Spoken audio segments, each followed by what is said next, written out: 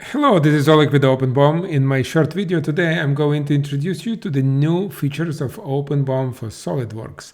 And in this case, it is really focusing on the user experience, and it is related on the ability of OpenBOM to select simultaneously components in OpenBOM grid, in OpenBOM integrated with SolidWorks, and feature tree and 3D model.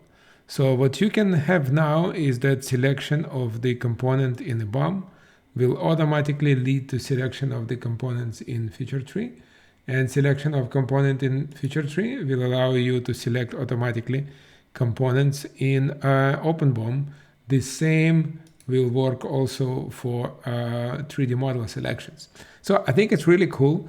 It will improve user experience, especially for customers with large models using SolidWorks and OpenBOM. So I hope you will like it and you will see it soon available in production. Thank you very much and talk to you soon.